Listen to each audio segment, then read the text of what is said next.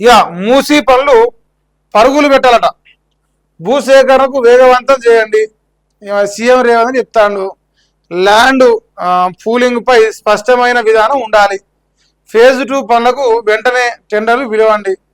ప్రాజెక్టులకు తక్కువ వడ్డీ రుణాలపై దృష్టి పెట్టండి. టీడీఆర్ పై వారానికి సమీక్ష నిర్వహించాలని ఆదేశించారు. మూసీ పనులు ఎట్లా చేయాలి? ఫాస్ట్గా చేయాలి. అవసరమైతే ఇంకా జెట్ స్పీడ్, బుల్లెట్ స్పీడ్లో చేయరు. 1,50,000 కోట్లు మాత్రం మేము దోసుకొని తింటాం.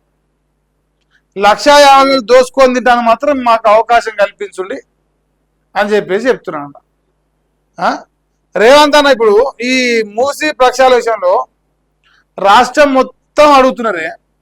55 కిలోమీటర్లకు 1,50,000 కోట్లు అయితే మీరు రాసిన మీ పేపర్లో రాసిన ప్రకారం అడుగుతున్నాం. 1 కిలోమీటర్ 3,000 కోట్లు పరుస్తారా? ఇట్లా పైసలు పరవాలి కానీ 3,000 కోట్లు గజానికి ఇంచుకి పైసలు పరచాలి. 500 రూపాయల నోట్లు పరిచినా కూడా 55 కిలోమీటర్లకు మొత్తం నీళ్లు తీసేసి పైసలు వచ్చినా కూడా 1,50,000 కోట్లు అయితే కావు. నాకైతే డౌటే. నల్లమల పులి రాజ్యాంగం అట ఈడ ఇప్పుడు దోసుకోవచ్చు కదా. ఇదే విషయంలో ఇప్పుడు వడ్డీలు కావాలి, తక్కువ వడ్డీ దొరికించుకొని ఫేజ్ 2కి విలువండి, ఫేజ్ 1 విలువ అంటుగా. ఇదే విషయంలో ఫీజు రియంబర్స్మెంట్ విషయంలో కూడా, లేదంటే ఉద్యోగాల విషయంలో, లేదంటే ఉద్యోగుల జీతాల విషయంలో, రిటైర్మెంట్ బెనిఫిట్స్ విషయంలో ఇట్లా స్పందించడు.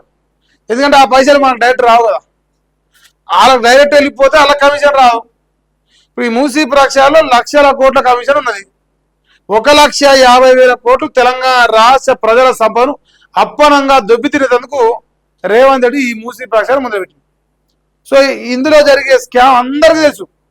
ఇందులో బీఆర్ఎస్ వాళ్ళకు, బీజేపీ వాళ్ళకు, కాంగ్రెస్ వాళ్ళకు, ఎంఐఎం అందరికీ వాడాలు ఉంటాయి. అందరి వాడాలు ఉంటాయి కాబట్టి ఎవరు సపోర్ట్ చేస్తున్నట్టు పెద్దగా.